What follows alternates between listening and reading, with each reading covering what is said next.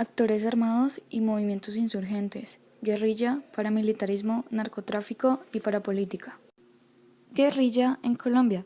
Su origen se da después del asesinato del líder y caudillo del Partido Liberal, Jorge Eliezer Gaitán, que ocurre el 9 de abril de 1948.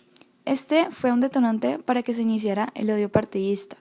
Por un lado estaban en oposición y por otro los conservadores, que derrochaban su poder en persecuciones absurdas, quedando así como una época de violencia, que dio como resultado que los liberales armaran grupos de autodefensa contra las agresiones oficialistas. Algunos de los movimientos que ocurrieron son las Fuerzas Armadas Revolucionarias de Colombia, o por sus siglas FARC, organizada en 1964, como respuesta a la persecución de los gobiernos del Frente Nacional contra las llamadas repúblicas independientes. También tenemos al Ejército de Liberación Nacional, conocido como ELN.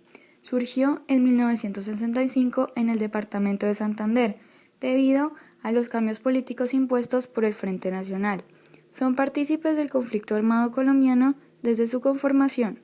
Los fundadores de este movimiento fueron intelectuales de clase media, y pues hay una fracción de ELN denominada Corriente de Renovación Socialista, que firmó un acuerdo de desmovilización en el gobierno de César Trujillo en 1994.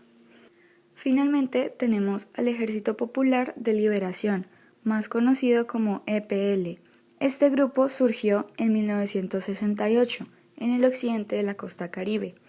Esta era la zona de compañías extranjeras dedicadas a la exportación de frutas, que crearon un conflicto social en la zona bananera de Urabá. Durante 1991, gran parte de esta guerrilla firmó un acuerdo de paz con el gobierno de César Gaviria.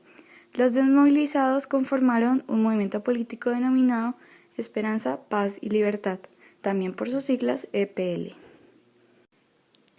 Paramilitarismo. Surgió con el propósito de acabar la guerrilla en Colombia. Eran considerados unos grupos de autodefensa para combatir a estos otros grupos armados ilegales.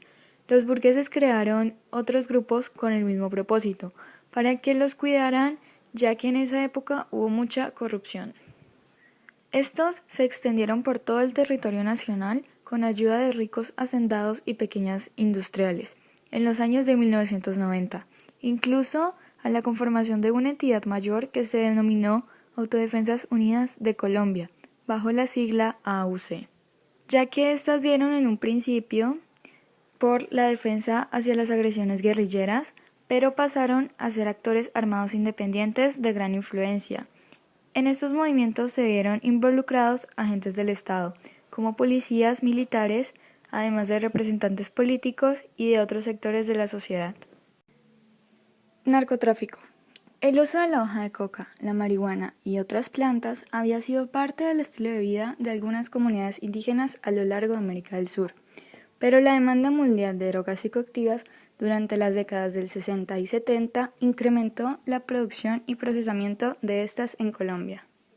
En algunos casos se crearon nuevas clases sociales que influenciaron en gran parte la cultura colombiana, y lo que hoy consideramos cultivos hacían parte de la cultura tradicional de los distintos pueblos indígenas de lo que hoy es Colombia. A partir de los inicios del siglo XX existían en las principales ciudades colombianas incipientes redes clandestinas de tráfico de narcóticos, principalmente morfina, cuyos destinatarios eran, como se puede conocer, grandes empresarios y políticos, por lo que no eran objeto de una persecución formal por parte de las autoridades. Parapolítica.